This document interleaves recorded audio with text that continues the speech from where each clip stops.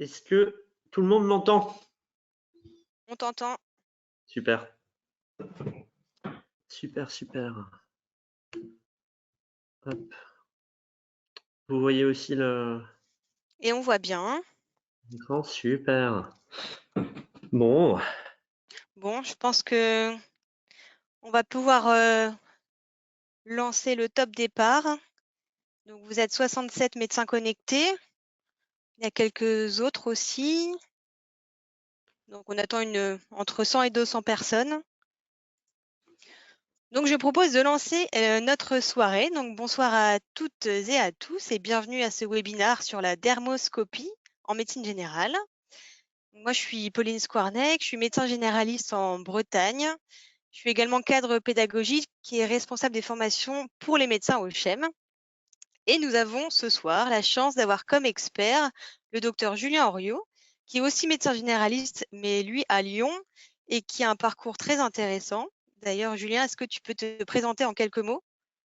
alors oui, moi je suis le docteur Julien Henriot, je suis médecin généraliste à Lyon, je suis installé depuis 4 ans et j'ai 2 tiers de mon activité qui est de la médecine générale classique et environ un tiers qui est dédié au dépistage des cancers cutanés, comme pourrait le faire un dermato dans son cabinet.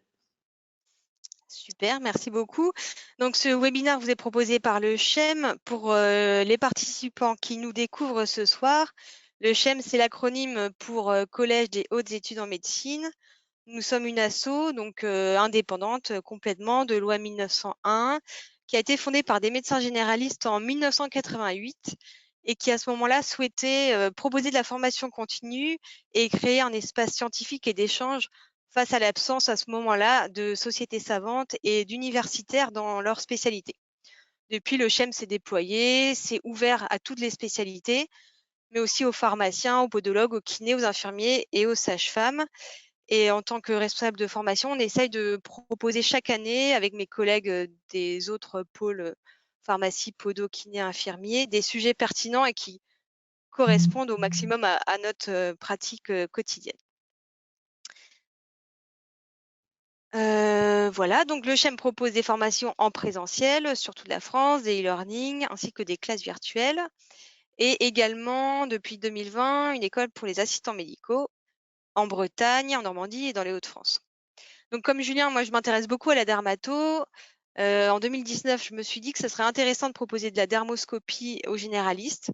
À ce moment-là, les formations ont peu marché, il y avait peu d'inscrits. Je pense que c'était un petit peu tôt. Depuis, les années ont passé, les dermatos sont de plus en plus injoignables. Les généralistes ont manifesté de plus en plus l'envie de découvrir l'outil dermoscope et voir pour certains de se l'approprier et d'en faire un vrai outil dans leur pratique quotidienne. Et donc, je suis très contente que Julien, tu nous en donnes un aperçu ce soir. Alors, pour que cette soirée soit interactive, vous allez voir, Julien va commencer à passer un topo. Pendant ce temps-là, vous avez la possibilité d'intervenir. Il y a un chat que vous voyez sur le côté. Pour poser des questions, vous cliquez dessus sur l'onglet chatter et puis donc vous écrivez toutes vos questions. Pendant que Julien parlera, moi je serai là pour trier les questions. En fonction, on les posera à certains moments, on fera des petites pauses dans le déroulé et à la fin, on répondra au maximum en tout cas de questions auxquelles on n'aurait pas répondu au fur et à mesure. Pour les questions pour lesquelles on n'aura pas le temps de répondre ce soir, vous vous doutez bien qu'il y aura possibilité après d'avoir des formations plus complètes. Mais en tout cas, on va essayer de vous donner un aperçu et déjà des outils pour voir si oui ou non ça peut vous intéresser et comment. Je pense que je vous ai tout dit. Julien, est-ce que en intro, tu vois autre chose à rajouter? Non, ça me semble pas mal. OK. Donc là, vous êtes 89 avec nous, donc n'hésitez pas à faire un test, hein, au pire dans le chat, mais c'est très facile, hein. Vous cliquez, vous écrivez. Et puis donc je te laisse la parole Julien et je rallume ma caméra au moment où on fait des petites séances de questions-réponses. Ok. Alors, excuse-moi, j'avais pas passé ta slide du coup pour l'explication sur le schème. Donc voilà, je la laisse un petit peu. Hop. Voilà, ça reprend ce Alors, que je vous ai dit de toute façon. voilà.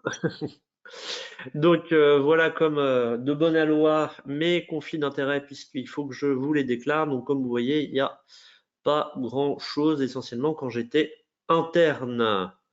Alors là, on va discuter un petit peu aujourd'hui de l'intérêt du dépistage des cancers de la peau, de l'intérêt de la dermoscopie et de l'intérêt de la télédermatologie, donc en gros la téléexpertise dans le cadre de la dermatologie. Déjà, est-ce que c'est utile de faire du dépistage des cancers cutanés? Vous avez ces 3 cancers cutanés qui sont en gros les plus connus, les plus importants, c'est le mélanome, le carcinome basocellulaire, le carcinome épidermoïde. Fort heureusement, le mélanome ne constitue que 10% des cancers de la peau puisqu'il a un risque vital, il a un risque métastatique. Le carcinome épidermoïde a également un risque vital, mais qui est moindre quand même. Et les 3, que ce soit le baso, l'épidermoïde et le mélanome, présentent un risque fonctionnel et un risque bien sûr esthétique, puisque leur localisation est la plupart du temps sur des zones fortement ensoleillées, donc fortement visibles, notamment le visage. On le dit, est-ce que c'est utile? C'est utile car il y a 1800 décès par an en France liés au mélanome. Pour vous donner un ordre d'idée, une comparaison, il y a environ 1000 décès par an pour le cancer du col de l'utérus. Pour vous donner un ordre d'idée, on va dire, de magnitude de l'effet potentiel du dépistage. Et le dépistage précoce entraîne une diminution de la mortalité. Comment on le sait de manière globale? C'est car en 1940, il y avait 40% de survie à 5 ans, alors qu'en 2002, on avait 92% de survie dans le mélanome à 10 ans. Et ce fait ne peut pas être celui des immunothérapies qui n'existaient pas en 2002. Donc c'est vraiment le fait d'avoir eu un dépistage plus précoce et des chirurgies avec des marges correctes plus tôt dans l'histoire de la maladie qui permettent d'obtenir ce genre de résultats. On continue dans le est-ce que c'est utile? Ça, c'est vos patients, enfin j'espère, quand ils vont pas trop mal. Il faut savoir, quand vous avez un patient de 60 ans qui passe le pas de votre porte, il y a une chance sur 62 de lui trouver un cancer de la peau. Donc là, normalement, vous faites votre calcul dans votre tête par rapport à votre patientèle. Si vous avez 62 patients avec de plus de 60 ans, vous devez en probabilité en avoir peut-être un qui a un cancer de la peau.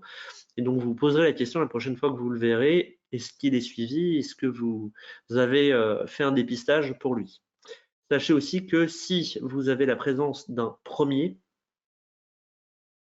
seconde pour pouvoir mieux voir le côté de ma slide. Parfait. Si vous avez un premier cancer que vous trouvez, vous avez une chance sur 12 d'en avoir un deuxième simultanément.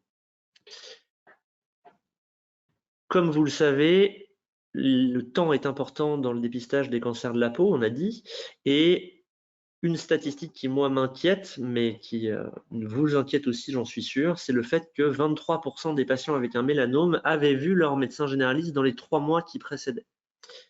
Ce que ça veut dire, c'est que, globalement, 23% des patients qui ont eu un diagnostic de mélanome auraient pu avoir un diagnostic 3 mois plus tôt.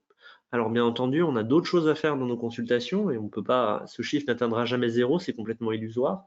Mais ce que ça veut dire, c'est que avant tout, on a quand même une possibilité de faire un dépistage plus précoce et que notre rôle en tant que médecin de premier recours, ça peut aussi être celui de dépister les cancers de la peau plutôt que lorsqu'ils vont voir le dermato et qu'ils ont des délais qui sont énormes. Le Breslow moyen, donc le Breslow, vous vous rappelez, c'est la hauteur de la tumeur entre la cellule la plus haute et la cellule la plus basse de la tumeur. Le Breslow moyen au diagnostic par un médecin généraliste est de 2 mm. 2 mm, c'est 25% de décès à 10 ans. Donc, en gros, quand les médecins G dépistent eux-mêmes un mélanome, c'est des mélanomes qui sont déjà évolués et relativement tardifs. Donc, le but, c'est de faire en sorte que on arrive, nous, en tant que médecins généralistes, à réaliser un dépistage des cancers de la peau plus précocement et pour permettre d'avoir des mélanomes de moindre épaisseur et donc de meilleurs pronostics. Le but étant d'éviter ça, c'est-à-dire les métastases globalement qui sont le propre de la maladie mélanome quand elle est à un stade disséminé. Donc oui, c'est utile, même si on ne le fait pas forcément. Est-ce que c'est notre rôle? Parce que ça, c'est un vrai problème aussi, c'est le rôle du médecin G, c'est un peu de tout faire. Est-ce que c'est notre rôle de faire le dépistage des cancers de la peau? Alors, ça vaut ce que ça vaut, mais le collège académique, le Collège national des généralistes enseignants, dit que le rôle de les médecins généralistes est de promouvoir la prévention et le dépistage des maladies évitables. On rentre du coup dans ce cadre-là. Le rôle du médecin généraliste dans le dépistage des cancers cutanés est essentiel. Et ce qui est rigolo, c'est que c'est l'AHS, mais c'est aussi la Société française de dermatologie qui le dit. Donc du coup, vraiment, tout le monde a l'air de vouloir que l'on le fasse. Alors bien entendu, tous les spécialistes veulent qu'on fasse un peu tout, c'est bien connu, mais est-ce que c'est notre rôle de faire ce dépistage? Bah, en fait, si on prend le problème dans un sens inverse, voici le nombre de dermatologues avec des hypothèses. On est ici, et ça, c'est dans 2030. Donc, en gros, si vous pensez que c'était compliqué d'avoir un rendez-vous chez le dermato maintenant, ce sera globalement 4 fois plus compliqué en 2030. Donc, oui, c'est notre rôle, mais surtout, même si c'est pas notre rôle de base, en fait, on aura difficilement le choix.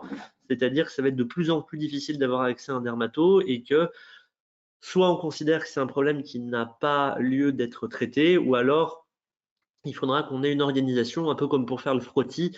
Des médecins généralistes sont emparés du sujet et maintenant il y a plein de professionnels différents qui peuvent faire du frottis. De la même manière, c'est une possibilité que les médecins généralistes se saisissent de ce dépistage pour soulager les dermatologues et pour pouvoir apporter une offre de soins à leurs patients. Est-ce que c'est notre rôle? Petit exemple dans d'autres pays, c'est le rôle propre du médecin généraliste à différents niveaux dans d'autres pays, notamment l'Australie, l'Autriche, le Royaume-Uni. Et le dermatologue n'a alors qu'un second recours. C'est notamment particulièrement le cas en Australie. Alors, ils ont une histoire particulière, hein. En Australie, les dermatos faisaient énormément d'esthétique et quasiment rien d'autre. Et les médecins généralistes, en gros, se sont décidés, ont fait vraiment une société savante qui, du coup, a pris le pas. Et en fait, les dermatos ont vraiment été, pour le coup, relégués au second rang. Alors, ça n'arrivera pas du tout chez nous parce qu'on a l'inverse, hein, c'est-à-dire que c'est vraiment les dermatos qui font le dépistage actuellement. Mais en tout cas, c'est possible que des médecins généralistes qui n'en ont pas dans leur formation initiale puissent derrière, dans un deuxième temps, se former et faire partie du dispositif et du maillage de dépistage des cancers de la peau. Vous le faites en fait pas pour le dépistage des cancers de la peau, mais vous le faites dans plein d'autres choses. Par exemple, pour la tension ou pour le diabète, rares sont les médecins généralistes qui ne traitent pas leurs patients hypertendus équilibrés tout seuls et l'envoient chez le cardio tous les 3 mois. Et rares sont les médecins généralistes qui ne traitent pas leurs patients diabétiques eux-mêmes quand ils ont une hémoglobine glyquée à 6,5. Le diabétologue ou le cardiologue surviennent alors, on va dire, en appoint, en aplomb quand on a un problème, quand on n'arrive plus avec les traitements qu'on utilise habituellement. Ce n'est pas le cas pour la dermatologie, et pour la dermatologie, notamment pour le dépistage des cancers de la peau. Le dermato est le médecin généraliste de la peau finalement, et on peut probablement se saisir, notamment en formant mieux les internes, parce qu'ils ne sont pas formés tout simplement dans le dépistage des cancers de la peau, et ça rajouterait une corde possible à l'arc des médecins généralistes, comme en son temps le CG est apparu dans la pratique et les cabinets des médecins G. Ça, c'est ce que je vous ai dit. Alors, certains médecins généralistes le font déjà. Il y a 18% des médecins généralistes qui disent faire du dépistage des cancers de la peau. Donc, c'est sous-pratiqué en médecine générale. Et ils se disent, par contre, tous en difficulté dans le dépistage des cancers cutanés à cause d'une formation insuffisante, puisque, enfin, je ne sais pas comment ça a été pour vous, moi j'en ai eu 0 de formation sur le dépistage des cancers de la peau pendant mon internat, alors qu'on voit la peau de nos patients tous les jours, ce qui quand même pose question. Voilà, en tout cas, les médecins, certains le font, mais ils se sentent en difficulté. C'est un sujet qui visiblement intéresse. Bah déjà, on est une centaine ce soir. Il y avait 90 internes lors de la formation au CIREL, donc le syndicat des internes de médecine générale de Lyon. Et quand on a fait notre présentation avec le professeur Luc Thomas aux Journées nationales de médecine générale, il y avait 192 médecins généralistes. Visiblement, c'est un intérêt certain en tout cas. Est-ce que maintenant qu'on s'est posé la question de le dépistage, en tout cas visiblement ça peut être intéressant, faut-il vraiment s'équiper d'un dermoscope, d'un outil, apprendre une sémiologie pour faire du dépistage des cancers de la peau? Alors globalement, vous, quand vous avez votre patient, vous voyez ça, à moins de vous rapprocher particulièrement près, vous voyez cette petite tache.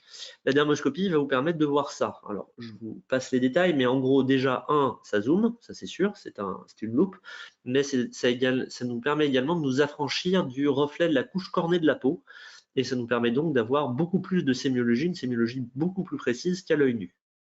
La dermoscopie, c'est du grade A. Il y a 4 méta-analyses concordantes qui disent que la dermoscopie est meilleure que l'œil nu pour faire le diagnostic des cancers de la peau. Donc, en gros, si un dermato vous dit maintenant qu'il fait du dépistage des cancers de la peau à l'œil nu, vous ne lui envoyez plus de patient et vous le fuyez. Et sûrement qu'il va très bientôt être à la retraite. Globalement, plus personne ne fait ça actuellement. Et il y a environ 5,38 fois plus de chances de correctement diagnostiquer un mélanome par rapport à l'œil nu en dermoscopie. Pourquoi est-ce que c'est important? Ça, c'est du coup une étude de Westergaard qui datait d'il y a quelques années maintenant.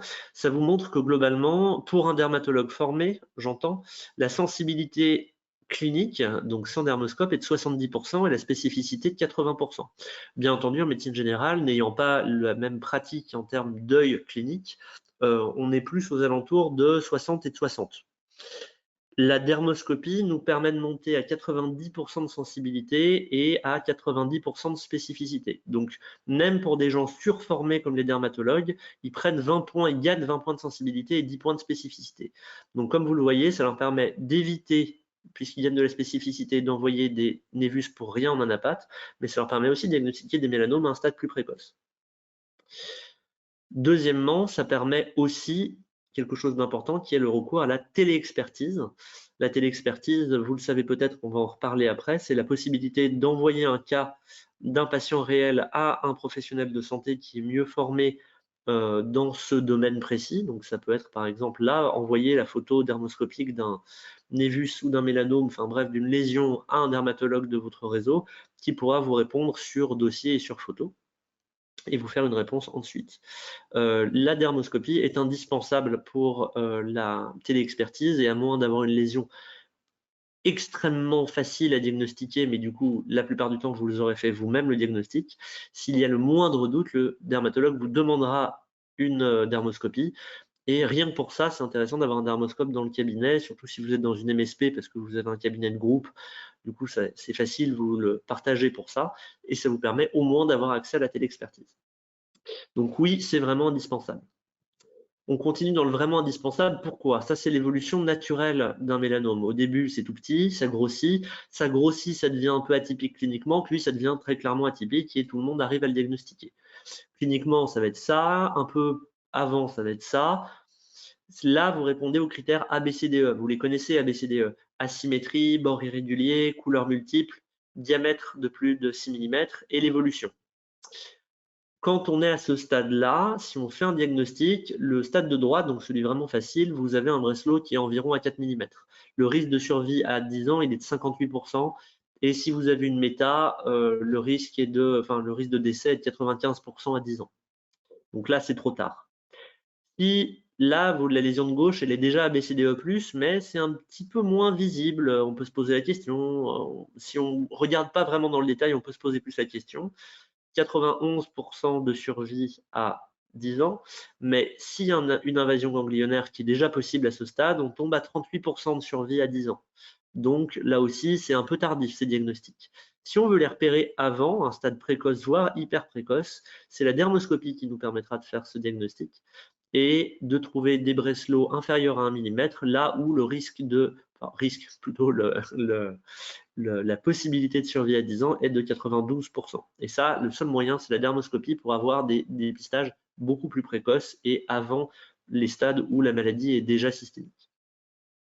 Donc oui, c'est encore une fois indispensable.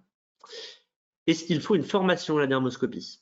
L'ECG est passé finalement dans les mœurs des médecins généralistes. De la même manière, on n'achète pas un ECG sans être formé au moins pendant son externat et son internat. De la même manière, la dermoscopie nécessite une formation. Est-ce que cette formation doit être longue?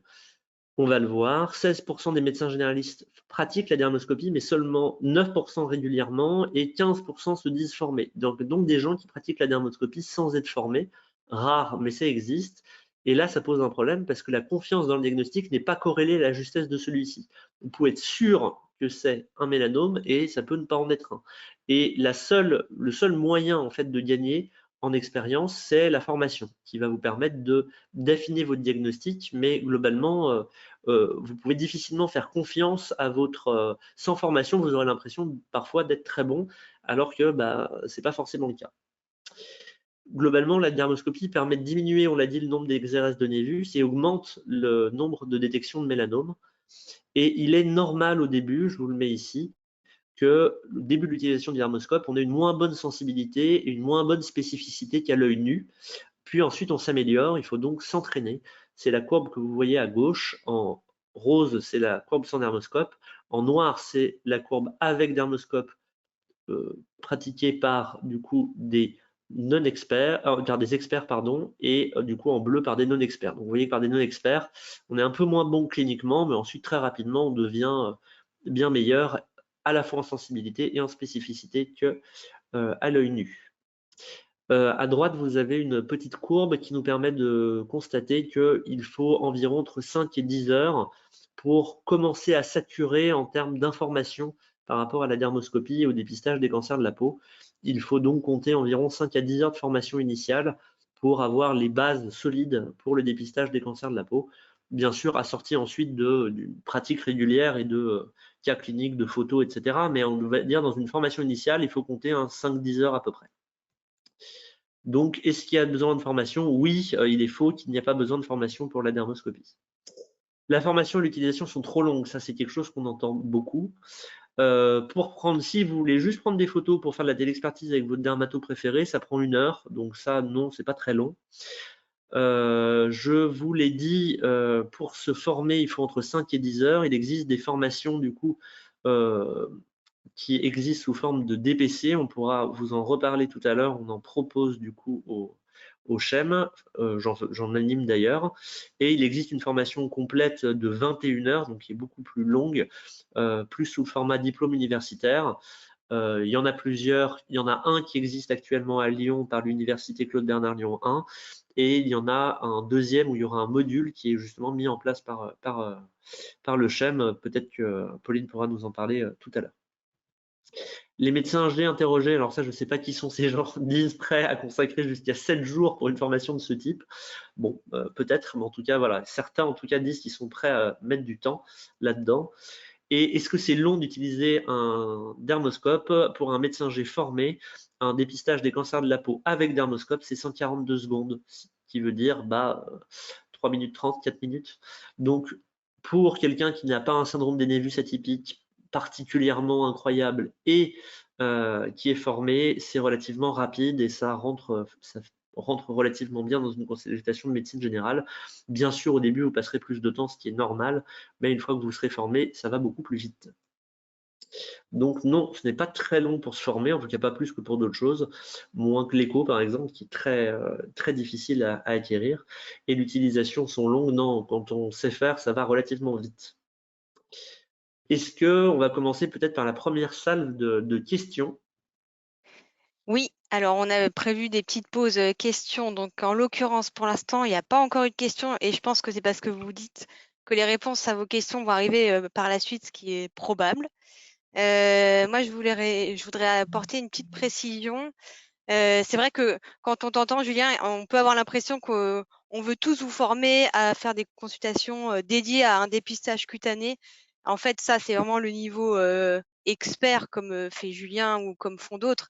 Mais l'idée déjà, avec une formation dermoscopie, c'est de pouvoir regarder et éliminer les diagnostics différentiels fréquents et faciles, typiquement une kératocéboïque, des choses que vous pourrez acquérir très vite et qui rendront énormément service. Puis peu à peu, sur des questions de patients, être de plus en plus sûr, demander des téléexpertises qui conforteront vos diagnostics et vous feront progresser. Et un jour, si vous en avez l'envie, oui, à ce moment-là, ça peut être aussi des consultations dédiées de dépistage, mais c'est vraiment progressif. Et donc le dermoscope permet de reconnaître plein de choses qui sont justement l'ensemble des diagnostics différentiels que Julien connaît par cœur et il en abordera quelques-uns ce soir, mais ça demande un peu plus qu'un webinaire pour tout comprendre. Alors, la question sur les dermoscopes ou dermatoscopes à conseiller, Agnès, ça va venir après. Il y a toute une petite partie là-dessus et on parlera matériel à ce moment-là. Je te laisse continuer. Yes.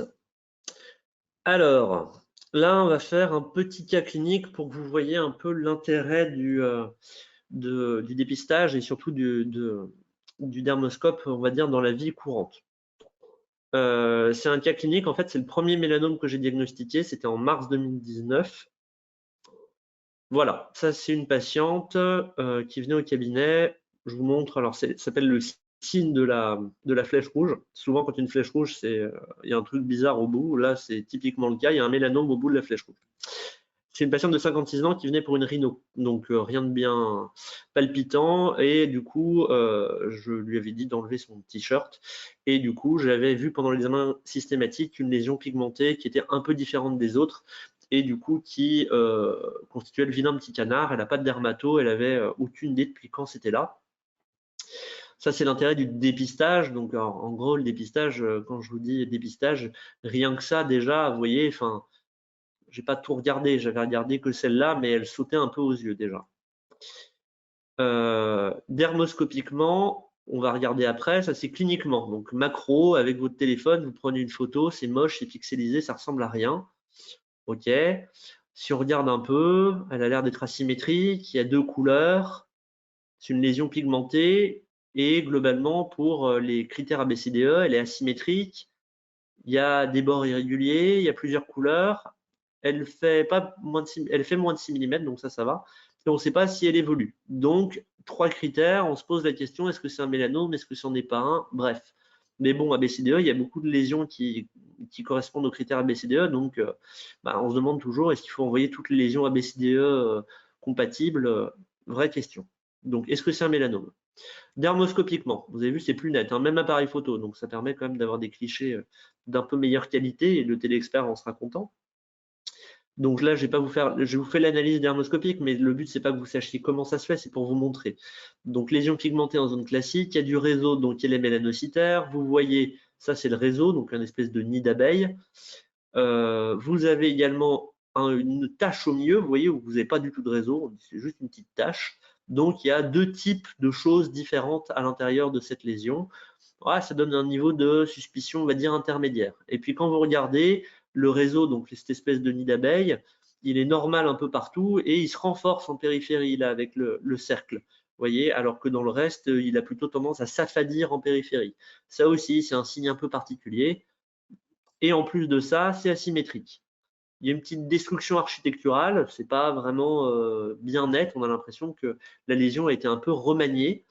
Donc, tout ça faisant que ça augmente un peu notre degré de suspicion de mélanome par rapport à la suspicion clinique. Il existe aussi des algorithmes, comme l'algorithme CASH, que je vais vous présenter, qui est un algorithme qui permet de conforter ou non votre questionnement par rapport à une lésion. Donc là, C, c'est pour couleur, donc vous avez 3 couleurs, du noir, du marron clair et du marron foncé. A, c'est pour l'architecture, donc elle est modérément déstructurée, c'est 1 point sur 2. La symétrie, c'est vraiment asymétrique dans les deux sens, donc du coup, il y a 2 points sur 2. Et H, c'est pour le nombre de choses à l'intérieur, donc là, vous avez une zone sans structure et du réseau, ça fait 2. Quand on compte, ça fait 8, et à partir du 8, il y a une grosse suspicion de mélanome. Donc là, du coup, on avait une suspicion de mélanome relativement forte. Ça confirmait, on va dire, notre suspicion clinique, mais ça la renforçait quand même beaucoup. Ça, c'est l'intérêt de la dermoscopie qui permet de se conforter dans le diagnostic. On continue, donc on avait dit 1er mars 2019, j'ai fait une demande de téléexpertise, donc on a à l'hôpital, dans les hospices civils de Lyon, on a un dispositif pour pouvoir poser des questions, ça dépend, ça dépend des hôpitaux, ça dépend de vos collègues autour, on va dire, mais on en reparlera dans le truc de la téléexpertise. Donc j'ai fait une demande et du coup j'ai eu la réponse en 48 heures, effectivement suspicion de mélanome, chirurgie le 13, donc 12 jours plus tard. Résultat d'anapath 13 jours plus tard, c'était bien un mélanome, Breslow 0,35 mm, donc là globalement extrêmement faible, quasiment aucun risque de vital, on va dire, pour cette patiente. Et du coup, le 1er mars, annonce et reprise, alors un peu plus tardive, mais c'est moins important, pour la reprise chirurgicale à 1 cm.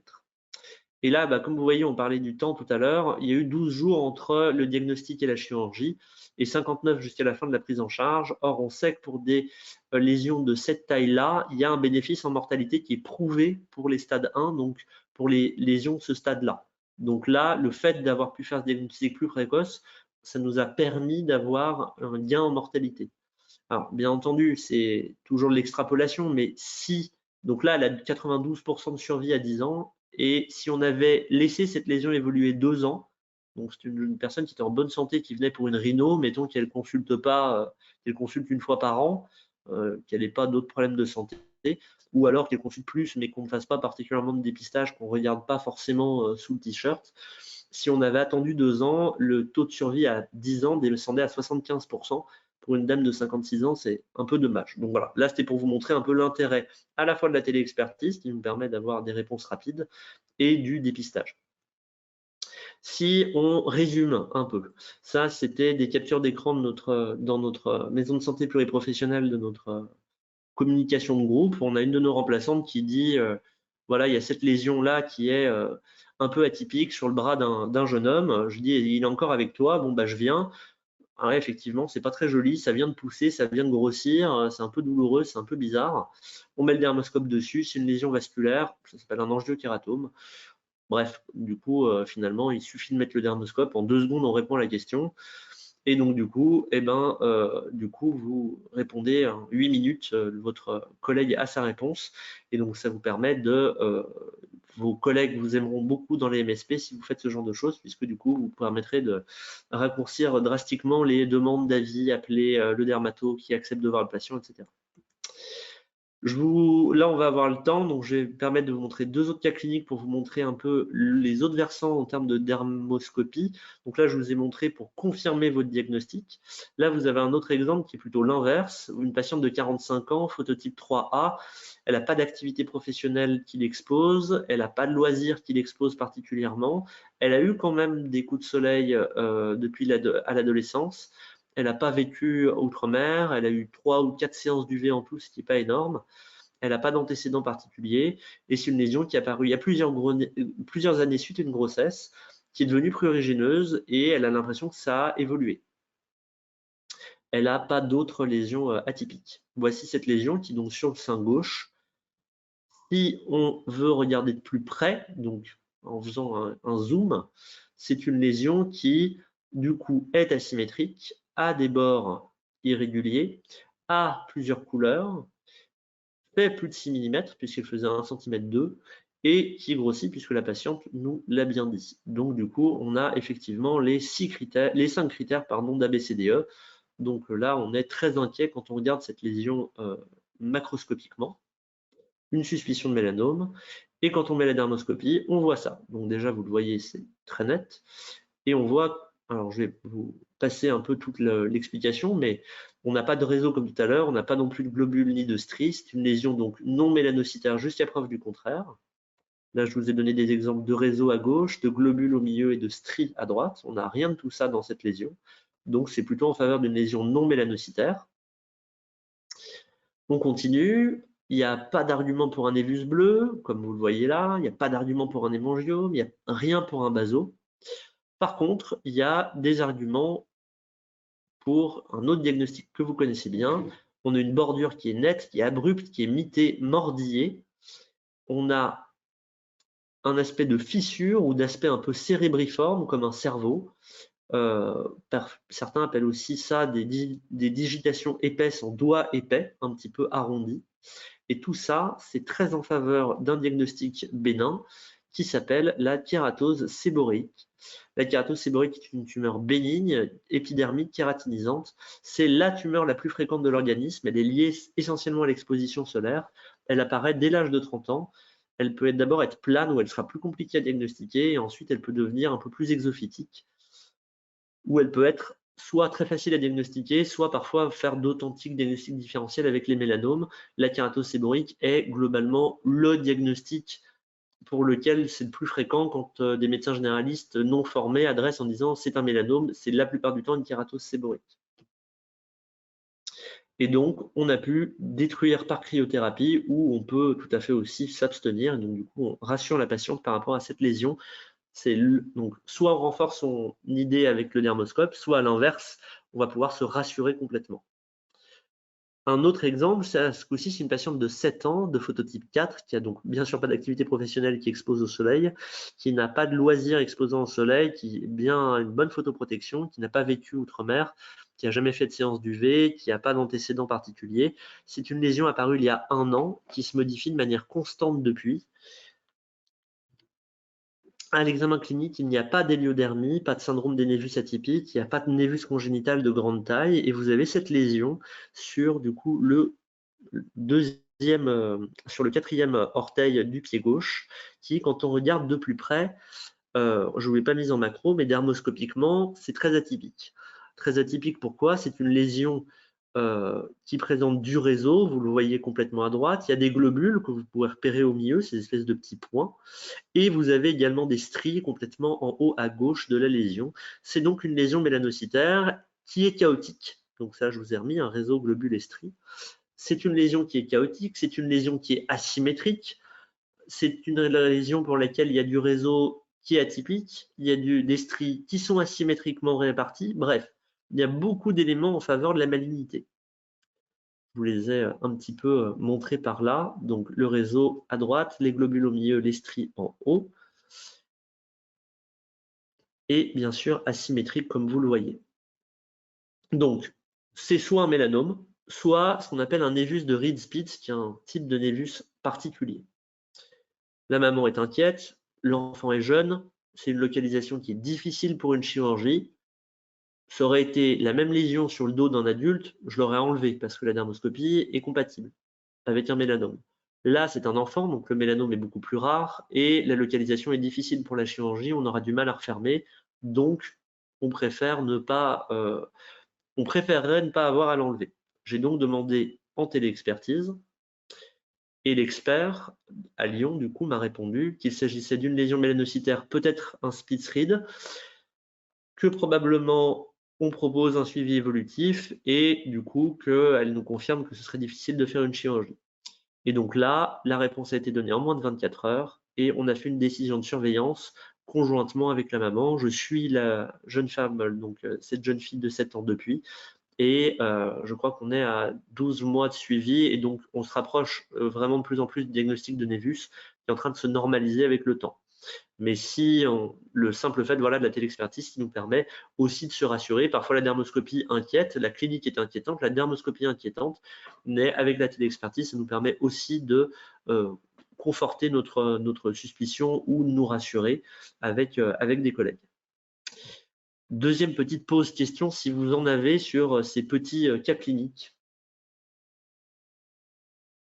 Alors, les questions posées auront leur réponse par la suite. Donc, c'est sur tout ce qui est cotation, matériel et ton organisation, Julien, Okay. comment tu gères tes consultes classiques et tes consultations orientées. Donc, on y reviendra. Pas de souci. Alors, on va parler un peu du repérage des patients à risque et le dépistage, ce qu'on appelle opportuniste. Est-ce qu'il faut que tout le monde, maintenant que je vous ai parlé de ça, vous vous dites, j'aimerais bien envoyer tout le monde chez le dermato, est-ce qu'il faut que tout le monde aille tout le temps chez le dermato ou ait un dépistage vraiment annuel? Ça n'a pas de sens de faire ça. En gros, je vais vous présenter maintenant les facteurs de risque de cancer de la peau. D'abord, vous avez le fait d'être phototype 1 ou 2, c'est-à-dire rouge, yeux verts, mauvais bronzage, et blond, yeux bleus, mauvais bronzage également. C'est surtout l'aptitude au bronzage qui est importante. Vous voyez ici, c'est le risque relatif. En gros, quand vous avez phototype 1 ou 2, vous avez entre 2 et 4 fois plus de risque d'avoir un cancer de la peau que quelqu'un de phototype 3 ou 4, par exemple. On continue, l'héliodermie, donc le fait d'avoir une peau qui était très exposée au soleil ou de manière chronique, le risque relatif est de 2, donc 2 fois plus de risque. Le fait d'avoir plus de 40 névus ou a fortiori plus de 100, ou surtout un syndrome des névus atypiques, c'est-à-dire des névus qui répondent aux critères ABCDE, augmente le risque également d'avoir un mélanome dans sa vie, entre 2 et 10 fois en gros pour résumer selon le nombre et selon le côté atypique ou non des névus. Globalement, le fait d'avoir beaucoup de névus totalement bénins est un faible facteur de risque.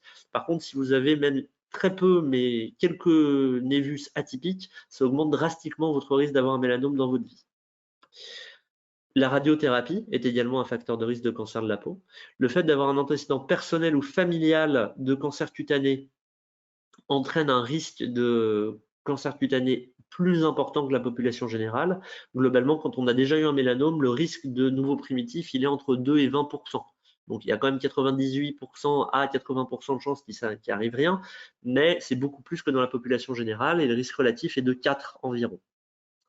On continue, le fait d'avoir un névus congénital de grande taille, donc c'est plus de 10 cm, ou géant, plus de 20 cm, le risque là dans la vie entière est de 4,5%, ce qui est très important.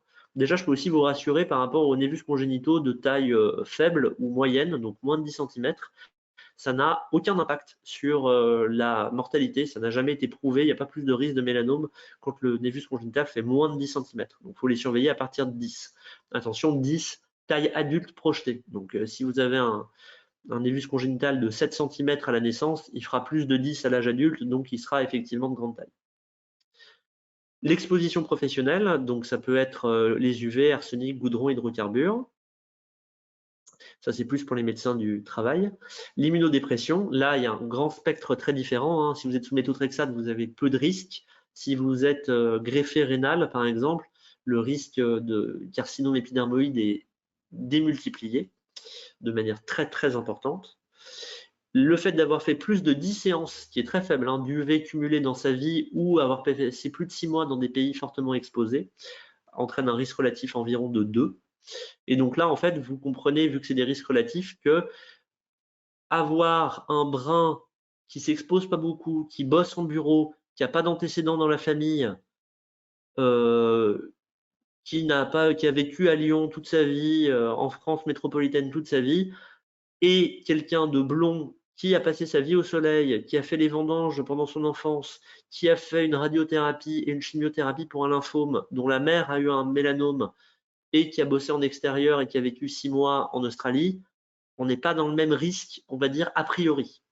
Donc pour ceux qui ont beaucoup de facteurs de risque, ou des facteurs de risque vraiment impactants, oui, il est légitime d'avoir un dépistage systématique, c'est-à-dire, même si eux ne repèrent rien, de les envoyer chez le dermato pour faire, ou vous, si vous savez le faire, de faire un dépistage régulièrement.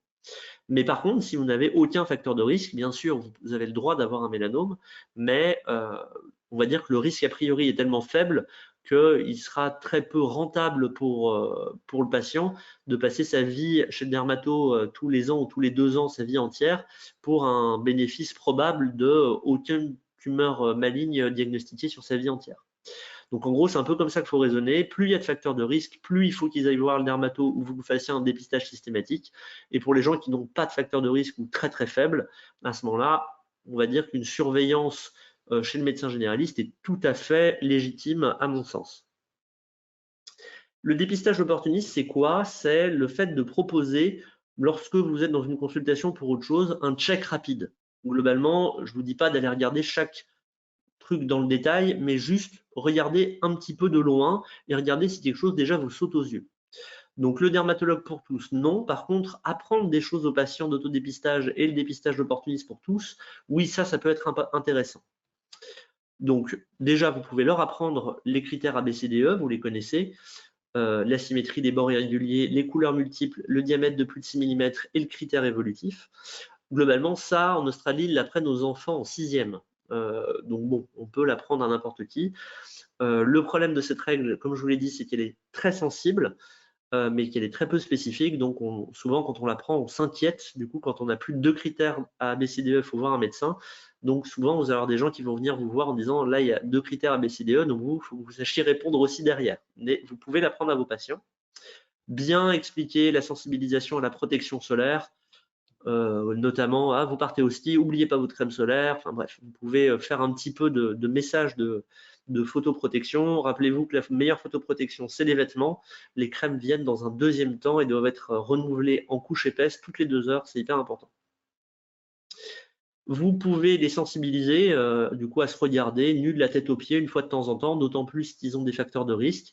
Ça les sensibilise, ça leur montre qu'ils ont des lésions au niveau de leur peau parce qu'on se voit tous les jours dans la glace mais on ne regarde pas forcément vraiment dans le détail. Donc, vous pouvez leur dire de regarder et puis ne pas hésiter à prendre une photo de bonne qualité et puis comparer eux-mêmes et puis ne pas hésiter à venir vous voir si ils ont le moindre doute sur une lésion atypique ou évolutive. Le check rapide d'une lésion atypique, même si on consulte pour un autre sujet, ça par exemple, bah, c'est typiquement la dame dont je vous parlais tout à l'heure. Quand vous regardez les pieds de vos patients diabétiques, vous pouvez regarder entre les doigts de pied, sous les pieds, les jambes. Vous pouvez regarder si vous voyez une lésion type vilain petit canard. Quand vous regardez le torse, quand vous faites un ECG ou alors quand vous écoutez le cœur d'un patient, vous pouvez également regarder au niveau de la peau. Bref, on va dire que vous pouvez rajouter un petit élément de dépistage déjà pour rechercher le vilain petit canard ou rechercher d'autres facteurs de risque comme des névus atypiques pendant une consultation pour autre chose, mais sans faire un véritable dépistage, parce que pour moi, on ne peut pas avoir le temps de faire un véritable dépistage en même temps qu'on fait une consultation de médecine générale, c'est déjà trop intense. Et du coup, vous pouvez leur apprendre le concept de vilain petit canard, vous le savez aussi, et vous pouvez leur donner quelques petits tips, comme par exemple qu'une plaie, un bouton ou une croûte qui ne cicatrise pas ou ne disparaît pas après plus d'un mois ou deux doit être vue par un professionnel qualifié. Aucun bouton n'est censé durer 2 mois sans cicatrisation ou alors qui revient au même endroit. À ce moment-là, on suspecte un cancer de la peau. La plupart du temps, ce sera un basocellulaire. Maintenant, on rentre dans le dur. Dermoscopie, quel matériel, quel coût? Donc le dermoscope, en gros, ça va être ces bestioles-là. C'est du matériel qui a un prix extrêmement variable. Ça peut aller de, en gros, 100, 200, 300 euros jusqu'à 20 000 euros. Donc très clairement, ça n'a pas la même utilité. Il faut avoir environ 800 euros pour avoir un matériel très polyvalent et de qualité. Le problème, si vous prenez un matériel début de gamme, ça va être qu'il va, c'est un peu comme d'acheter une raquette premier prix si vous faites du tennis, par exemple. Ça va être bien au début, mais très vite, vous allez devoir en changer. Là, c'est la même chose. Vous allez, à partir du moment où vous allez vraiment vous servir de dermoscope, vous allez vous sentir limité. Et très probablement, le premier dermoscope va finir à la poubelle ou donné à quelqu'un, mais n'aura pas d'intérêt ou très peu d'intérêt. N'hésitez pas à demander à des confrères. Tous les dermoscopes ne se valent pas, tous les dermoscopes n'ont pas les mêmes qualités. On en parlera peut-être après, mais le fait d'être en lumière polarisée, non polarisée, contact, non contact, bref, il y a beaucoup de choses à prendre en compte et le prix en fait intègre tout ça. Globalement, quand vous allez prendre votre dermoscope, vous allez avoir comme un objectif finalement d'un appareil photo et il va quand même falloir prendre des photos. Donc cet appareil photo qui va prendre les photos, ça peut être votre téléphone, ça peut être un appareil photo numérique, ça peut être ce que vous voulez qui prend des photos. Certains dispositifs comme au-dessus, là vous voyez où c'est marqué Medicam, donc un photo finder, il y a des dispositifs de télé dermoscopie qui font tout en même temps, le stockage, les photos, la caméra, mais c'est ceux qui coûtent 20 000 euros. Donc pour un médecin G qui s'installe, enfin qui commence la dermoscopie, ça n'a pas de sens d'acheter un dispositif de cette intensité-là, très clairement. Donc, moi, je vous conseille, avant d'acheter un dermoscope, réfléchissez à comment vous allez prendre les photos et où vous allez les stocker. Est-ce que vous allez passer sur votre téléphone portable? Est-ce que vous allez avoir un appareil photo dédié? Comment est-ce que vous allez lier votre dermoscope et votre appareil photo? Est-ce que vous allez juste le poser dessus? Est-ce que vous allez acheter une bague magnétique? Est-ce que vous allez acheter une coque pour votre smartphone? Bref, il y a plein de dispositifs qui existent. Je vous conseille juste d'y réfléchir et de voir ce que propose le fabricant de dermoscope comme coque ou comme matériel d'adaptation avant de l'acheter, parce que sinon après, en fait, toujours pareil, si vous le prévoyez avant, ça vous posera moins de problèmes par la suite. Pareil, comment vous reliez votre appareil de photographique sur un appareil photo numérique ou votre téléphone à votre ordi. Ça peut être en Wi-Fi, un petit câble, etc. Pensez-y. Si vous faites peu de photos dans la journée, ça ne vous posera pas trop de soucis. Si vous commencez à faire 5-6 patients dans la journée vous voulez prendre des photos et les mettre dans le dossier, ça peut vite devenir fastidieux d'avoir l'appareil photo, le câble, mettre dans un dossier, etc. Et enfin, le troisième élément à avoir en compte, vous avez le dermoscope, l'appareil photo, et vous avez, du coup on l'a fait sauter, vous avez aussi, je reviens sur la diapo d'avant, l'ordinateur en fait. L'ordinateur est important tout simplement car comment est-ce que vous allez stocker vos photos? C'est quelque chose de très important. Soit vous allez stocker dans votre logiciel métier. Le logiciel métier a une accréditation, donc vous pouvez tout à fait, c'est normal, c'est RGPD compatible et c'est très bien. Si vous souhaitez pour une raison ou une autre utiliser un autre endroit où stocker vos photos, par exemple sur votre ordinateur, sachez juste que vous devez déjà anonymiser au maximum votre dossier et ensuite vous devez le déclarer à la CNIL. C'est un peu fastidieux, il y a une déclaration simplifiée qui se fait relativement bien, mais bref, donc le plus simple c'est souvent de le mettre dans le dossier de votre patient. Et donc dans ce cas-là, comment est-ce que vous mettez dans le dossier du patient? Est-ce que vous allez prendre toutes les photos, les mettre dans un fichier zippé? Est-ce que vous allez le mettre directement avec une application, par exemple? Certains éditeurs de logiciels permettent de prendre directement des photos dans le dossier du patient. Bref, pensez à tout ça avant de vous équiper pour vous simplifier la vie par la suite, parce qu'il n'y a rien de pire qu'avoir un dispositif où vous êtes content de faire de la dermoscopie, mais vous vous dites, oh là, si je prends une photo, ça va mettre 15 ans à la mettre dans le dossier. C'est le meilleur moyen que vos photos restent indéfiniment sur votre téléphone, et vous n'avez peut-être pas envie d'avoir les photos de vos enfants et des grains de beauté au milieu. Maintenant, le reste du matériel. Si vous voulez vous former, une des choses qui va arriver très vite, c'est les gens qui vont vous dire, bah là, oui, c'est une kératosébroïde, mais elle me gêne, est-ce que vous pourriez l'enlever? Là, j'ai un petit molluscum pendulum, est-ce que vous pourriez l'enlever? Là, j'ai une verrue, est-ce que vous pourriez l'enlever? La cryothérapie est un bon dispositif pour ça. Si vous voulez faire de la cryothérapie de bonne qualité, il faut du vrai azote liquide du coup. Il y a des entreprises qui font ça, qui en gros vous livrent une bonbonne, ça c'est gratuit, ils vous la prêtent, et du coup remplissent la bonbonne, ils viennent régulièrement quand vous les appelez remplir avec de l'azote liquide, et vous avez un petit pistolet, ou alors vous prenez avec un coton pour appliquer, on va dire, l'azote liquide sur la lésion. Globalement, il faut compter à peu près 1 000 € par an d'azote. Alors ça, c'est quand on a une bonne pratique, mais le problème, c'est que ça s'évapore. Donc, vous aurez quand même toujours une petite consommation si vous voulez en avoir toujours chez vous. Et en termes de pistolet, si vous achetez le pistolet, ça coûte le truc à droite coûte 800 €, c'est hors de prix, mais du coup, c'est assez résistant. Si vous voulez faire de la chirurgie, alors pas de la grosse chirurgie, mais au moins des biopsies, des exérèses, de petites choses, vous allez avoir deux possibilités. Soit vous achetez des sets jetables de bonne qualité, ça si vous n'en faites pas beaucoup, soit vous allez carrément investir dans du matériel que vous allez pouvoir stériliser au cabinet. Là, c'est un investissement initial, mais globalement, vous allez rentabiliser par la suite. Tout va dépendre de combien vous en faites. Si vous en faites une fois tous les 2 mois, très probablement que des sets seront plus adaptés. Si vous en faites 5 par semaine, l'autoclave avec la désinfection de boîte semble la meilleure option. Je vous ai mis en dessous globalement ce que moi j'utilisais au cabinet pour si vous avez envie de vous y mettre. En gros, c'est votre liste de courses pour pouvoir avoir de quoi faire. Donc voilà, je ne vais pas tout vous décrire. Et globalement, pour l'anapathe, sachez qu'ils sont ravis quand vous appelez le labo d'anapathe le plus proche de chez vous. Enfin, ceux qui font de la dermopathologie, ça par contre, c'est important que ce soit un labo d'anapathe qui fasse de la dermopathologie, qui soit spécialisé là-dedans. Vous leur dites que vous faites ce genre de choses. Ils vous apportent du matériel, donc les bons d'examen, les petits sachets, et puis, des petits pots avec du formol à l'intérieur. C'est gratuit parce que du coup, vous leur fournissez derrière leurs clients finalement, donc ils vous donnent tout ça gratuitement. Et du coup, ça vous permet, vous, après, vous appelez le transporteur en disant, bah là, j'ai fait un prélèvement, ils viennent le chercher, ou alors vous l'amenez là-bas, mais vous ne le laissez pas au patient. C'est la seule consigne que je vous donne, parce que médico-légalement, si vous enlevez un truc et que le patient, vous lui donnez et qu'il ne l'amène jamais parce qu'il a la flemme, et que c'est un mélanome, médico-légalement, c'est toujours de votre responsabilité. Donc, soit vous l'amenez vous-même au laboratoire, soit vous faites venir un transporteur, mais vous le laissez surtout pas au patient. Donc voilà quelques éléments de matériel.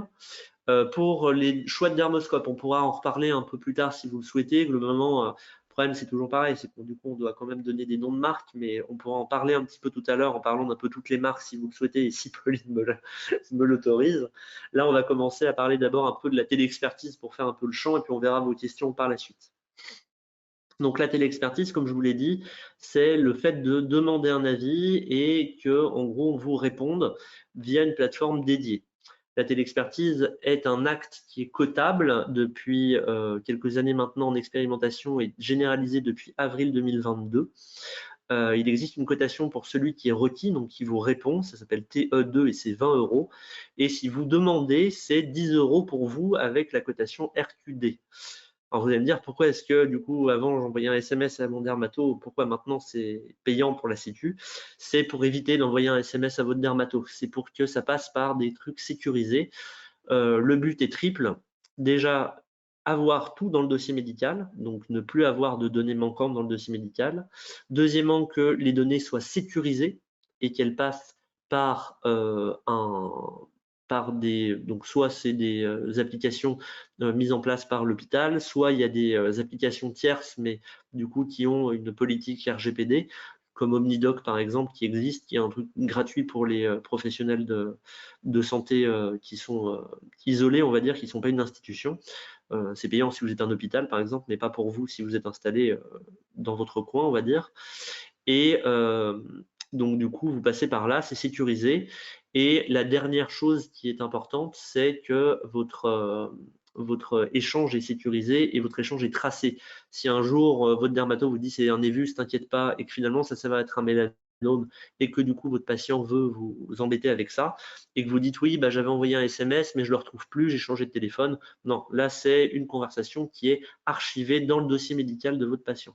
Donc, tous les logiciels, quels qu'ils soient, permettent de générer un PDF qui sera à mettre, à verser dans le dossier du patient pour prouver, on va dire, en cas de contrôle ou en cas de litige, qu'il y a bien eu une interaction avec le professionnel. La téléexpertise marche très bien pour la dermato puisque c'est de l'imagerie. Elle marche aussi très bien, par exemple, pour les ECG. Ça se développe aussi beaucoup pour les deuxièmes avis. Alors, ça marche moins bien pour d'autres choses, mais ça peut très bien marcher pour une adaptation de traitement sans que le patient ait à voir le professionnel. Par exemple, pour une adaptation d'insuline, quand vous voulez juste poser la question à votre diabétologue, plutôt que de retourner faire envoyer le patient, vous pouvez juste lui demander. Ça peut se faire comme ça aussi. Mais ça marche donc très bien pour la dermato. Et là, la dermoscopie est indispensable. Si vous envoyez des photos sans dermoscopie, globalement, le téléexpert refusera. Moi, les quelques cas que j'ai où on ne donne pas de dermoscopie, à moins que ce soit vraiment d'une évidence folle, je refuse parce que c'est prendre un risque, comme je vous l'ai dit tout à l'heure, médico-légal, qui n'est juste pas possible de répondre sans avoir une assurance dermoscopique.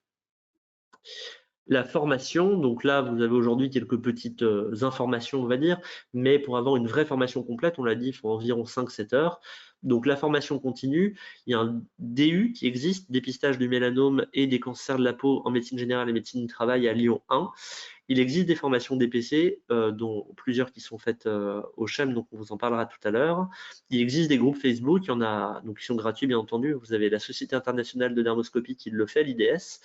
Vous avez aussi l'Association des généralistes dermoscopistes français qui fait ça. Et donc, du coup, bah, j'essaye avec d'autres de faire vivre cette association. Et du coup, on est de plus en plus nombreux. Donc, vous avez le QR code en bas à droite si vous avez envie de vous inscrire. On met des cas cliniques, on partage nos expériences de médecins généralistes qui font de la dermoscopie. On répond aux questions des novices qui débutent. Bref, c'est sympa. C'est bon enfant. Et on est 250 en France pour l'instant. Il y a un congrès international tous les ans. Si vous avez envie de jouer sur votre smartphone, il y a des applications comme Dermonaut qui est fait par les les Autrichiens, YouDermoscopy qui est fait par les Italiens, Dermoscopédia qui est un espèce de Wikipédia de la dermoscopie. Easy to Archive également, et n'hésitez pas à demander à des médecins G formés ou à des dermatos autour de vous si vous voulez voir comment ça s'organise dans une consultation. Ils seront ravis de vous montrer et vous verrez que c'est pas si compliqué, on va dire, que ça. Les cotations, puisque du coup il y a quand même l'argent reste un sujet quand même en médecine libérale. Globalement, c'est pas avec la dermoscopie que vous allez faire votre chiffre d'affaires de l'année, mais en tout cas vous ne perdrez pas d'argent. Si vous êtes le médecin traitant ou alors que le patient est vu en situation classique, vous pouvez coter le GS classique plus ou moins MCG si c'est dans certaines situations particulières, mais globalement c'est 25 €. Le patient, s'il vous est adressé par un de vos confrères avec une lettre circonstanciée et que vous répondez avec une lettre circonstanciée, que vous n'aviez pas vu le patient dans les 4 mois et que vous ne le reverrez pas dans les 4 mois, c'est donc un avis ponctuel de consultant, c'est 55 €. Si c'est un patient avec des facteurs de risque, donc là, c'est le problème, c'est que la Sécu n'est pas très précise là-dessus. C'est pour les patients ayant eu un antécédent personnel ou familial de mélanome, un syndrome des névus atypiques ou un patient à haut risque. Et c'est là le problème, c'est que haut risque, du coup, on est un peu embêté pour définir exactement. En gros, les dermatos, la plupart du temps, le font pour les gens qui ont eu un antécédent de mélanome, soit eux, soit dans leur famille. Ou un syndrome des névus atypique clair. Et à ce moment-là, il y a une cotation qui s'appelle QZQP001 qui est à 54,10 €. Donc voilà, en standard, c'est 25 € et dans certains cas particuliers, ça peut être entre 54 et 55 €. Les verrues sont peu rémunératrices, comme vous le voyez. En tout cas, il faut en faire beaucoup pour rembourser les 1 000 € annuels de cryothérapie. Ça vous donne un ordre d'idée. Je vous ai surtout remis les petites cotations.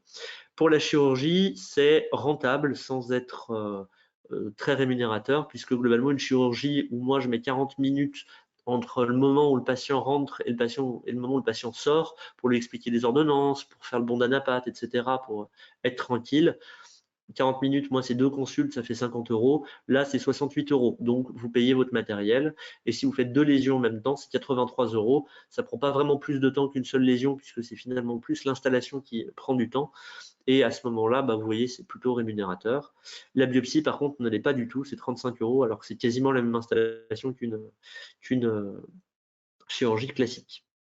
Je vous rappelle, pour la télexpertise, TE2, 20 € pour le requis, 10 € pour le requérant avec le code RQD, la cotation RQD. Je vous rappelle donc, et vous le comprenez, que quand vous demandez une télexpertise à quelqu'un, il ne vous fait pas une fleur, il est payé pour le faire, donc c'est une partie de son métier aussi. Alors il peut ne pas faire de télexpertise s'il ne le souhaite pas, mais s'il en fait, ça fait partie de son métier, donc c'est normal qu'il vous réponde correctement, on va dire, et c'est aussi pour ça que c'est bien de ne pas passer par un simple coup d'appel téléphonique ou un SMS, parce que du coup à ce moment-là, il n'y a pas de rémunération, il fait ça vraiment que s'il a envie, et souvent c'est sur son temps en plus. Là, ça fait partie du métier. Alors, un petit exemple d'organisation parmi d'autres, c'est le mien. Il y en a plein d'autres, il y en a autant que de personnes qui pratiquent forcément. Moi, j'ai commencé en mai 2018 et jusqu'à novembre 2018, j'étais en 6e semestre de Ça se passe. Et donc, du coup, j'avais une journée chez un dermato à côté de chez moi, et donc j'y allais une journée par semaine. Je me suis rendu compte que le dépistage des cancers de la peau était hyper intéressant et était un peu autonomisable du reste de la dermato. Donc, j'ai décidé de me former. Du coup, il y avait des bouquins de dermoscopie, de Jor, de Braun et de Luc Thomas. Ça a été pendant environ 1 an. J'ai commencé mes consultations dédiées pendant un remplat de longue durée. J'ai trouvé mon premier mélanome 1 mois après. J'ai débuté les exérèses 1 mois après. Donc ça allait assez vite. Et du coup, j'ai ensuite passé le DU en 2019. Je me suis installé en 2019 et du coup, j'ai fait le DU plutôt en auditeur libre, puisque ça c'est le DU pour les dermatos en 2020. Globalement, comment moi je m'organise? J'ai mes consultes de médecine générale classique, et quand pendant une consulte, je vois un facteur de risque où je dis oula, lui il faudrait que je le voie, je propose une consultation dédiée où je fais tous les facteurs de risque, je regarde toutes les lésions, j'émets une conduite à tenir, je prévois le suivi. Donc bref, ça prend pour moi 20 minutes de faire ça, 40 minutes pour la chirurgie en créneau, 20 minutes pour la dermato classique, on va dire. Quand vous faites ça, si vous faites sur un logiciel de prise de rendez-vous en ligne, bloquez le motif nouveau patient, parce que sinon vous allez être débordé. Pour les patients suivis, ils peuvent prendre directement, mais du coup, il vaut mieux les bloquer pour les nouveaux patients du coup. Et pour la chirurgie, comme je vous ai dit, 40 minutes, et moi je bloque la prise de rendez-vous parce que la chirurgie, c'est moi qui décide de si je fais une chirurgie. C'est pas au patient du coup de décider, ou s'il veut une chirurgie, il faut d'abord qu'il vienne me voir, que je valide l'indication, mais je vois pas les gens une première fois pour la chirurgie. En gros, vous voyez, au moment où j'ai fait cette extraction, maintenant c'est un peu plus, mais j'avais 76% de MedG, 10% de nouveaux patients en dermato, 7% patients suivis, 3% en verrue et 5% en chirurgie. Donc ça, c'était à l'époque. Maintenant, c'est plus 66-33 en la répartition médecin-G dermato. Là, je vous ai mis les éléments de consultation. Vous pouvez copier-coller pour les mettre dans votre logiciel métier si vous voulez, pour aller plus vite. Donc l'anamnèse, c'est les facteurs de risque essentiellement. L'examen clinique et la conduite à tenir, Du coup, l'examen clinique, c'est le fait d'avoir une héliodermie, un certain nombre d'énévis atypiques, des névus congénitaux de grande taille, donc les facteurs de risque que vous voyez à l'examen. Et la conduite à tenir, c'est est-ce que vous allez faire une chirurgie ou non? Est-ce que vous allez demander un avis? Est-ce que vous faites une surveillance et à quel rythme? Vous donnez quelques conseils, l'auto-apprentissage ABCDE. Là, je vous ai donné un seul logiciel du coup, mais ils l'ont tous, la possibilité de mettre le rappeler le prochain rendez-vous. Et à ce moment-là, vous mettez, en fait, ça envoie un mail au patient ou un SMS pour lui dire prenez rendez-vous avec le docteur 6 mois ou 1 an plus tard ou 2 ans plus tard ou 3 ans plus tard. Vous mettez la fréquence, le délai à laquelle vous voulez que ça lui rappelle, parce que si vous dites au patient je vous renvoie dans 2 ans pour ça, il va oublier, on oublie tous, donc c'est bien de mettre un petit rappel de ce côté-là. Alors, en gros, là, vous vous dites, ouais, bon, il nous parle de dépistage, etc. Ça peut aussi vous servir juste à vous faciliter la vie dans la vie de tous les jours. Je vous donne un exemple. Ça, si vous regardez complètement à gauche, vous voyez des taches noires qui apparaissent en grappe sur le thorax d'une patiente. Ça peut très facilement faire métastase. C'est un peu inquiétant. Vous mettez votre dermoscope. C'est des petits angiomes. On voit bien, il y a du sang à l'intérieur, c'est rouge et c'est des petits vaisseaux dilatés. C'est un aspect dermoscopique typique. Ça vous permet de vous rassurer beaucoup, beaucoup, beaucoup et aussi la patiente.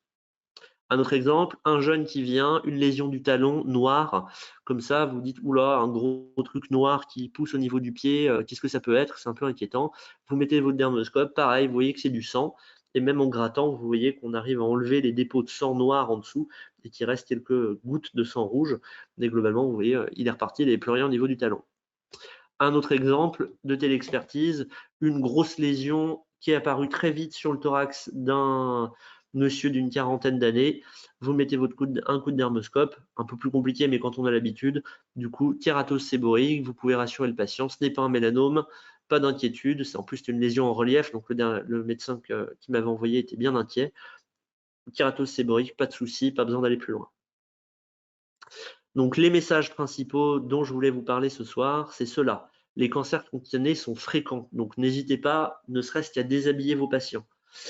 Tout le monde n'a pas vocation à aller chez le dermato, mais vous pouvez déjà jeter un œil, déjà repérer vos patients à risque, ceux qui ont eu un antécédent de mélanome, ceux qui ont eu un antécédent de chimio, de radiothérapie, ceux qui ont eu un antécédent de mélanome ou de cancer de la peau dans la famille, ceux qui sont de phototype clair, ceux qui ont vécu en Australie, des choses que finalement vous savez déjà quand vous êtes le médecin traitant de vos patients, plus ou moins, il y a certains facteurs de risque difficiles à repérer, mais bref, vous en connaissez une partie. Déjà, ceux-là, dites-leur, ah, c'est intéressant, il faudrait avoir un dépistage, soit par moi, soit par le dermato. OK. Et pour ceux qui n'ont pas forcément de facteur de risque, n'hésitez pas, vous pouvez déjà vous faire passer des messages de photoprotection et vous pouvez, lors d'une autre consultation, repérer si vous voyez un truc qui vous saute aux yeux. Donc, le vilain petit canard, une plaie qui vous semble un peu bizarre. Vous dites, oh ouais, c'est marrant ça, du coup, c'est depuis combien de temps? Ah bah ça va, ça vient, ça fait 6 mois que c'est là. Ah, c'est un peu bizarre, il faudrait peut-être qu'on revoie ça de plus près. Toutes ces règles sont des règles faciles que vous connaissez déjà, mais que vous pouvez implanter dans votre consultation habituelle. Et si les patients veulent un vrai dépistage, à ce moment-là, ça se passe plutôt dans une consultation dédiée. Je vous donne une autre règle intéressante qui est la règle EFG. Vous avez ABCDE et vous avez EFG. Donc, Elevated, Firm and Growing, donc en croissance, ferme et élevée. Quand vous avez les trois en même temps, une lésion ferme en relief et qui grossit, c'est un mélanome jusqu'à preuve du contraire. À l'inverse, une lésion en relief qui est ferme mais qui ne grossit pas, ça peut être tout à fait bénin, par exemple une kératose séborrheique. Une lésion en relief qui grandit mais qui est molle, ça peut être un névus dermique. Une lésion ferme et qui grossit mais qui n'est pas en relief, ça peut être un dermatofibrome. Mais si vous avez les trois, il faut se méfier. N'hésitez pas à dire aux gens de s'auto-regarder, finalement c'est eux qui voient le plus leur peau et de ne pas hésiter à vous appeler s'il y a besoin. Et n'hésitez pas à prendre des photos de bonne qualité et dire à vos patients aussi d'en prendre. Mais vous prenez des photos de bonne qualité pour suivre l'évolution. N'hésitez pas à vous former à la prise de photos. Et voilà. Les autres messages, si vous voulez faire un avis dermato avec la télémédecine, vous devez avoir un dermoscope, c'est indispensable au moins de vous former à la prise de photos. Et si vous êtes intéressé, vous pouvez apprendre à faire du dépistage et à repérer les petites lésions, comme disait Pauline tout à l'heure, un peu facile dès le début. Ça vous permet déjà d'éviter certains adressages pour rien. Vous serez content et puis après, vous pouvez plus vous former si vous êtes intéressé. Et du coup, il y a de plus en plus de médecins généralistes qui se forment à ça. Et n'hésitez pas, en tout cas, on est plutôt sympa, il paraît. Voilà. Et du coup, Pauline, je te rends la parole, je pense. Oui, bah, merci beaucoup, hein, c'était très intéressant et surtout très clair. Il y a quelques questions, je vais les poser après et puis il y en a peut-être qui vont arriver entre-temps. Ça, c'est juste pour vous montrer rapidement qu'est-ce qu'on a mis en place, au CHEM en dermoscopie. Donc il y a beaucoup de choses. En plus, les années passant, j'en rajoute de plus en plus, mais enfin, on voit que ça correspond à un vrai besoin, et surtout donc on a commencé par, une journée sur les bases et malgré ce que disait Julien, oui 5-7 heures, on voit déjà une progression. Mais finalement, on voit que les gens qui ont envie de s'y mettre au bout d'une journée, ils ont souvent, besoin et envie d'une deuxième journée pour passer plus d'icono. En fait, la vraie, valeur ajoutée des formations, c'est vraiment, les quiz et de se voir les photos tous ensemble, de les commenter et de se les rentrer dans le crâne parce qu'une fois qu'on a eu la théorie, il faut vraiment en voir, en voir, en voir. Tout ça pour dire qu'en classe virtuelle, donc on a fini par, là on en est à 3 niveaux avec, le docteur, Bruno Sassola en Bretagne et avec Julien, on est à 2 niveaux. C'est-à-dire que globalement, on a soit Julien, soit Bruno qui font des très bonnes formations, chacun dans son style, vous avez le choix et après quand on intègre un cursus qu'on veut aller un peu plus loin que le premier niveau, globalement les groupes se suivent et restent souvent avec le même expert. Donc voilà, vous avez pas mal de dates au choix. On en a mis quelques-unes là, mais on a plein d'autres sur le site. Hem, il y a aussi du présentiel. Il y a pas mal de médecins parmi vous qui sont de Paris, Île-de-France. Donc vous voyez, il y a une date à Paris, ça peut être intéressant. Il y en a une à Lyon, il y en a une à Brest là en juin, mais elle est complète, on en fera sûrement d'autres. Et ce qui est important pour ceux qui ont fini par, faire un cursus ou qui s'y sont vraiment mis, c'est ensuite de sentir, comme disait Julien, appartenir à une communauté et avoir un espace d'échange sécurisant. Donc le groupe Facebook, ça permet d'échanger, dès qu'on en a besoin, donc ça c'est vraiment bien. Et après moi j'essaie de proposer chaque année un rendez-vous annuel. Donc en virtuel, il y en a un, il sera en décembre cette année avec, Bruno Sassola et vous voyez à droite là, c'est les assises de la dermoscopie. On est en train de monter ça avec Julien à Lyon et là, ce sera vraiment pour les médecins qui se sont formés, qui pratiquent pas mal et qui veulent se regrouper et aller plus loin. Donc ce sera un congrès, je pense aussi finalement qu'on va annualiser. Bon, en gros, pour résumer, il y en a pour tous les niveaux, pour tous les goûts, et n'hésitez pas en tout cas à essayer, je pense que ça peut être, intéressant. Julien, j'ai noté quelques questions. On va essayer de les classer. Donc, les premières, c'est pour en revenir au dépistage. Il y a eu 3 questions sur l'exposition dans un pays ensoleillé. Il y a quelques personnes de La Réunion, alors peut-être que ça Oui, vient de là-bas. C'est 6 désolé, mois vous êtes en plein d'affilée, dedans. c'est 6 mois d'affilée ou cumulé. Cumulé. Cumulé. OK. Cumulé, globalement, si vous voulez vous rappeler un petit peu de ça, le mélanome, le facteur de risque. Alors, déjà, les carcinomes épidermoïdes, c'est le cancer des agriculteurs. C'est les gens qui ont été exposés de manière chronique, régulière, sans forcément attraper de coups de soleil, mais leur vie entière. Le mélanome, c'est là où c'est triste la plupart du temps, c'est que c'est lié à l'exposition intermittente, donc au coup de soleil, avant 25 ans. Donc c'est pour ça qu'il faut vraiment protéger les gosses.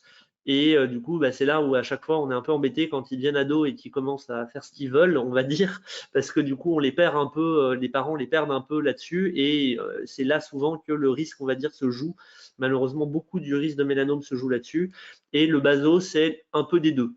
Et donc c'est pour ça que bah, le fait d'avoir vécu dans un pays fortement ensoleillé, ça joue un peu des deux, ça augmente le risque d'avoir des coups de soleil drastiquement, et ça fait que vous avez une insoléation, pardon, enfin importante pendant 6 mois. Donc ça peut être du cumulé, ça peut être dans un même temps, mais en tout cas, enfin voilà, c'est 6 mois cumulés sur la vie.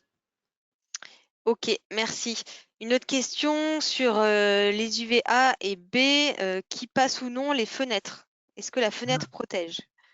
Alors, les UVA, en plus, ils posent des questions. Ouf. Alors, en gros, les UVA sont les UV qui vont avoir tendance à provoquer l'héliodermie, donc le fait d'avoir une peau qui vieillit, qui passe à travers les fenêtres. Difficile d'attraper des coups de soleil à moins d'avoir une énorme exposition avec des UVA. Donc, vous devriez bronzer derrière une vitre, mais ne pas attraper de coups de soleil, puisque les UVB, qui donc, sont ceux qui donnent des gros coups de soleil, ne passeront, eux, par contre, pas à travers une vitre. Donc en gros, une vitre va vous protéger des coups de soleil, mais en gros, la vitre vous protégera des coups de soleil, mais elle ne vous empêchera pas d'avoir une peau qui vieillit. Voilà. Et là, Julien, il m'en veut d'avoir retiré une photo du chauffeur routier en Floride qui était tout fripé que d'un côté. C'était une photo qui n'était pas libre de droit, alors je l'ai enlevée. Mais ça illustrait tout à fait le vieillissement cutané à travers la fenêtre. Sur le dépistage, la dernière, est-ce que tu proposes en systématique un dépistage en postpartum à cause du Non, facteur de risque hormonal? Non. il n'y en a pas. Ok. Après, pour le matériel. Pour ça, vous pouvez vous rassurer d'ailleurs, hein. Aucune étude n'a prouvé un surrisque de mélanome en postpartum. C'est quelque chose qu'on pensait il y a longtemps, comme le fait de penser que traumatiser un névus risquait de le transformer en mélanome. C'est des choses qui, du coup, maintenant, dans la littérature, il n'y a rien qui a prouvé que c'était le cas. Donc, les femmes n'ont pas en postpartum ou pendant la grossesse n'ont pas plus de risque d'avoir un mélanome qu'avant ou après. Ok, merci. Sur le matériel, donc là, il y a une question qui arrive, qui est assez récurrente en formation sur la cryo. Qu'est-ce que tu penses des stylos de cryothérapie type Cryo Alpha? Il y a deux choses. Si vous voulez en faire très peu, ça peut être une solution. Le problème, c'est que si vous commencez à en faire relativement de temps en temps, et surtout si les patients savent que vous en faites un peu, bah, vous allez par définition faire un petit appel d'air. Ça marche moins bien parce que du coup, c'est moins froid. Mais bon, ça marche quand même, mais ça marche quand même sacrément moins bien qu'une vraie cryo. Et le deuxième problème, c'est que ça coûte excessivement cher si vous commencez à en faire beaucoup. Parce que chaque cartouche, en gros, si vous deviez faire le même volume avec ce type de cryo qu'avec une cryo, on va dire, normale, ça vous coûterait 10 à 50 fois plus cher. Enfin, c'est vraiment énorme le prix que ça coûte par rapport à de la cryo standard. Mais si vous en faites vraiment une fois tous les 6 mois, oui, ça peut être intéressant. J'ai une précision là de quelqu'un qui travaille dans le domaine. Visiblement, c'est environ 190 € par mois l'investissement de cryo, du matériel de cryothérapie. Pour les petits ou Classique. pour les Pour les gros, classiques? avec 6 recharges annuelles. Attends, tu veux dire quoi par recharge?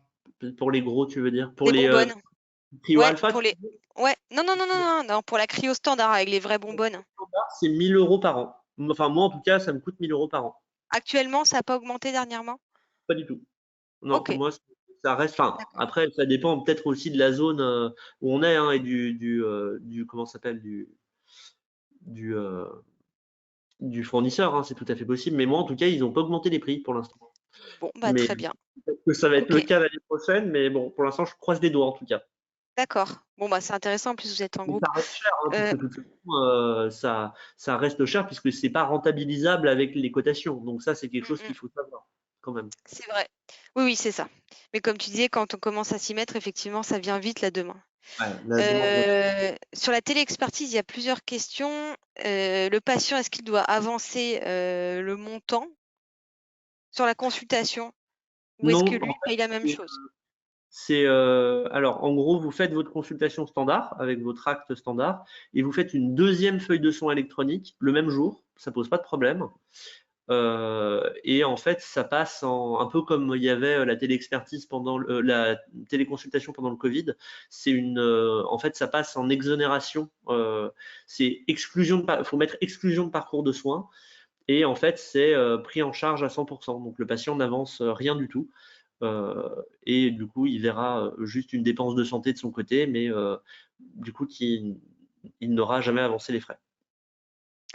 Très bien, toujours sur les plateformes, hein, donc voilà, tout le monde, on peut la citer, hein, la plus connue, tout le monde en parle, d'Omnidoc. Si on n'a pas de dermato dans son secteur qui soit sur cette plateforme, est-ce qu'on peut demander avec une photo à un panel de dermato et ensuite se dépatouiller avec d'autres qui soient proches? Alors globalement, ce qui se passe actuellement, que ce soit pour il y a deux grandes possibilités. Par exemple, si vous êtes sur Omnidoc, ça va être soit vous avez un dermato avec qui vous bossez, donc en gros, vous lui envoyez des SMS à vous passez sur Omnidoc. À ce moment-là, vous tapez son nom et ensuite vous tranquillement, il vous répond, etc. Soit vous avez personne et à ce moment-là, il y a des panels. Donc, vous pouvez, si vous êtes dermato ou cardio, vous rentrez dans le panel de gens qui acceptent de répondre. Et donc, du coup, moi, par exemple, je n'accepte de répondre qu'aux gens qui me cherchent nominativement. Mais je ne fais pas partie du panel dermato, déjà parce que je m'en sens pas forcément, on va dire, la légitimité. Mais bon, bref. Du coup, moi, il faut taper mon nom. Mais il y a un panel de dermato Omnidoc. Et si un dermato est dedans, en fait, quand vous envoyez au panel, tous les dermatos de France qui sont inscrits le reçoivent en même temps. Et c'est le premier qui répond qui a l'avis. Et donc, du coup, notamment pour les ECG, ça, je l'ai déjà essayé. J'ai jamais fait en dermato, bien sûr, mais j'ai déjà essayé avec un ECG. J'avais un ECG où j'avais une petite suspicion, mais rien de grave, et j'avais absolument pas envie de l'amener chez le cardio pour ça. Et du coup, je l'ai fait au panel, et c'est un mec de Reims, alors que je suis à Lyon, qui a répondu en disant non, non, mais t'inquiète, il n'y a rien. Donc voilà. Et ça marche très bien. Et si vous n'avez pas de dermato qui est avec Omnidoc, pas de souci. Le seul problème, c'est que s'il vous dit oui, oui, c'est un mélanome, il faut Oui, l'enlever. c'est ça. Du coup, C'était ça la question. Ouais. la Comment faire question, derrière? alors moi, je connais des gens dans des zones vraiment sous-dotées. Ce qu'ils font, c'est qu'ils utilisent Omnidoc pour avoir l'avis. Et après, ils demandent à un chirurgien général ou un chirurgien plasticien ou un ORL qu'ils connaissent, parce que c'est plus facile d'avoir accès s'il accepte de faire l'exérèse. Et dans la même lignée, il y a une question là-dessus. Donc, si tu fais l'exérèse, tu trouves un mélanome, tu fais comment en pratique pour passer en RCP derrière? Alors, il y a plusieurs possibilités. Moi, le plus simple, c'est que, en fait, alors, les basos ne nécessitent pas forcément une mise en RCP, donc ça, il n'y a pas de problème. Les épidermoïdes de groupe 1, donc faible risque, n'ont pas besoin non plus. Et par contre, les épidermoïdes de haut risque et les mélanomes doivent passer en RCP. En fait, finalement, la question se résout d'elle-même, puisque les épidermoïdes de haut risque de récidive et les mélanomes doivent avoir une reprise chirurgicale à 1 voire 2 cm.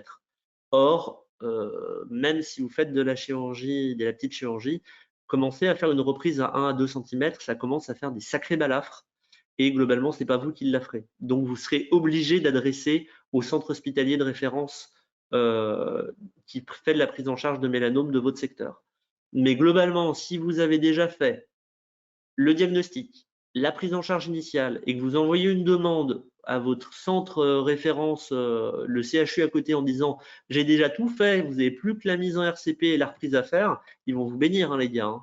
Donc là, il n'y a pas de souci, on va dire. S'il n'y a que ça, les gars, ils vous les accepteront, mais sans aucun problème. Et c'est là que c'est important d'envoyer avec une photo initiale de la lésion pour que la reprise, elle puisse être bien localisée. Voilà.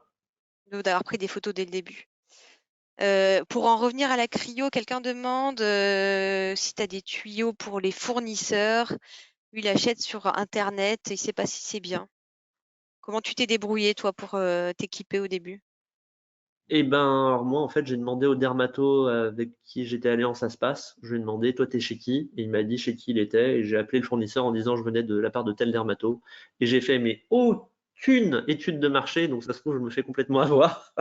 Mais Bah, on n'a pas l'impression. voilà, Mm. donc c'est comme ça que j'avais fait. D'accord. Donc, il y a quelqu'un qui dit, c'est assez intéressant parce que ça revient aux premières slides. Depuis que je suis installée, j'envoie systématiquement en téléexpertise au chef de service de dermato du CH dès que j'ai une lésion très suspecte d'après les critères ABCDE. Et avec ces critères, il n'y a jamais eu d'erreur. Dois-je vraiment investir dans un dermoscope? Eh ben, ça dépend. En Il n'y a gros, pas eu de faux négatifs, mais il y a peut-être eu il y en a peut-être eu qui sont passés inaperçus par contre. quand tu dis qu'il n'y a pas eu d'erreur, ça veut dire qu'à chaque fois, tu as pensé que c'était un mélanome finalement. Mm. Maintenant, ça pose la question de combien de mélanomes tu as loupé. C'est ça. Parce que du coup, il ne répondait pas aux critères ABCDE. Mm. Et du coup, Ça revient à la première slide là où il expliquait la les différents. dermoscopie permet de passer d'environ 80% de spécificité à 90%, mais il permet surtout de passer de 70% de sensibilité à 90%.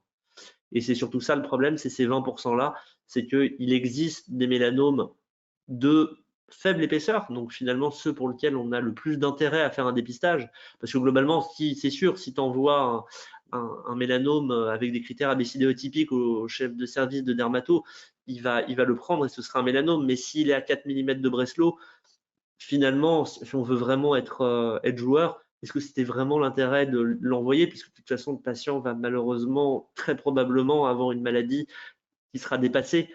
Donc, c'est déjà trop tard, en fait, finalement. Donc, voilà, c'est le problème. C'est si on fait du dépistage, il faut les avoir le plus tôt possible. Si on veut les avoir le plus tôt possible, il faut avoir de la dermoscopie. Sinon, oui, on peut toujours faire plus tardivement, mais du coup, on risque de louper la maladie à un stade débutant. Et donc, c'est un moins bon pronostic pour des patients. Ou globalement, si on doit le résumer. Ça résume bien la réponse. Et donc, une question que tout le monde se pose et à laquelle on n'a pas vraiment répondu. Ouais, quel modèle, toi le geek des dermoscopes? Alors, en citant peut-être 2 marques ou 3 marques, mais voilà, je pense que les gens, ils n'ont pas le temps de faire une étude de marché approfondie, un Allez. bon rapport qualité-prix, voilà. En ce moment, qu'est-ce que toi tu conseilles? En gros, les grosses marques que vous allez avoir. Vous avez, j'ai le droit de dire ce que je veux, Pauline? Ouais, oui, complètement. Ok. Non, mais je veux dire, je peux dire qu'il y a des marques qui sont moins bonnes que d'autres. Allez, donc en gros, Objectivement, on veut quelque chose d'objectif. vous avez 3 grosses marques. Vous avez Hein, qui sont les mêmes qui font les otoscopes, qui sont des Allemands. Vous avez Dermlight, qui sont des Américains, qui font un peu que ça. Et vous avez Photofinder, qui sont également des Allemands. Pour un médecin G, tous les dispositifs type Photofinder, les gros trucs, c'est beaucoup trop cher. Ça coûte 13 à 20 000 euros. Ça n'a pas de sens. Je pense que c'est pas utile. Donc globalement, ça se joue entre 2 grandes marques, c'est Hein et Dermlight. Les 2 ont des très bons dispositifs et franchement, c'est hyper bien. Comptez déjà en termes de prix entre 800 et 1000 euros. Si je dois vous donner un dispositif de chaque marque, j'irai sur un dispositif relativement vieux dans les 2 marques, parce que du coup, ça coûte un peu moins cher maintenant, mais qui sont hyper polyvalents. Ça va être le Hein Delta One, qui est un petit, qui est vachement bien et qui est hyper polyvalent, qui fait de tout. Et côté Dermlight, j'achèterais un Dermlight DL3N. D comme Damien, L comme Laurent, 3 et N comme Noémie. Et globalement, c'est 2 dispositifs qui datent un peu, mais qui sont de très bonne qualité, puisque globalement, les nouveaux, ils sont certes super bien, sauf que comme c'est des nouveaux, ils coûtent beaucoup plus cher pour un bénéfice qui est certain, mais pas énorme non plus. Donc voilà, si vous devez aller, ça va vous coûter, selon les sites sur lesquels vous achetez, entre 900 et 1100 euros pour les 2 modèles, enfin l'un ou l'autre. Et avec ça, normalement, vous faites ce qu'il y a à faire.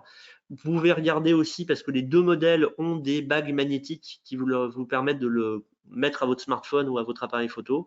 Et les 2 ont également des dispositifs qu'on appelle d'embout zone étroite, puisque si vous voulez voir un coin de l'œil ou entre les doigts, très difficile avec une plaque de dermoscope qui fait 2 cm. Il existe des espèces d'embouts en forme de cône qui permettent de mieux voir les petites zones étroites. Ces 2 dispositifs qui permettent aussi d'avoir des embouts zones étroites, tandis que certains dispositifs ne le permettent pas. Exactement. Merci pour l'éclairage. Puis en plus, ça fait citer plusieurs marques, donc évidemment, on n'a aucun conflit d'intérêt. Quelqu'un demande pour venir à une formation d'initiation à la dermoscopie. Non, il n'y a pas besoin d'amener son matériel. On en met à disposition. On fait alors pour quand c'est en présentiel, évidemment, on fait des ateliers en début d'après-midi où chacun essaye les lumières polarisées, non polarisées, prendre des photos, mettre des clips, etc. Quand c'est en virtuel, c'est moins pratique. Julien, il s'est filmé au cabinet, à bidouiller les dermoscopes. On a des photos à montrer, donc on fait au mieux. Mais dans tous les cas, pas besoin de matériel.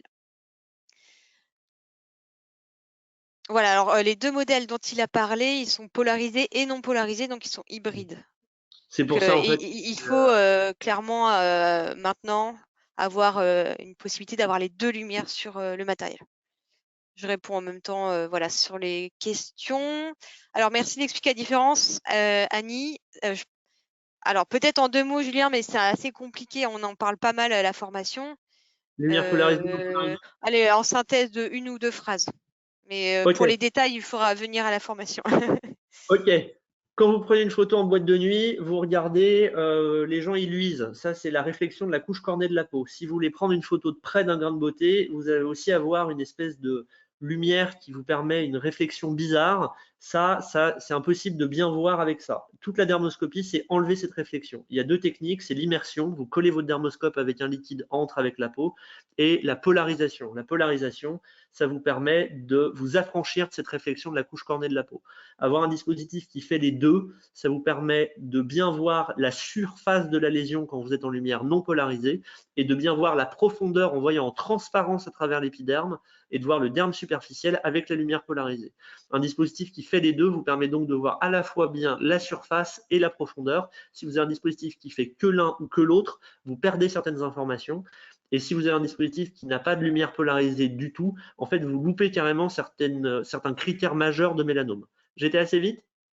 Très, très bien. Parfait. C'est parfait. C'est parfait. Je regarde en même temps, on arrive à la fin des questions. Je pense qu'on aura, en tout cas j'espère, qu'on aura contenté tout le monde, en tout cas dans cette perspective d'avoir une première approche et des premières réponses autour de la dermoscopie. Je regarde s'il y a des dernières questions qui tombent. On avait dit 22 h, il est 22h02.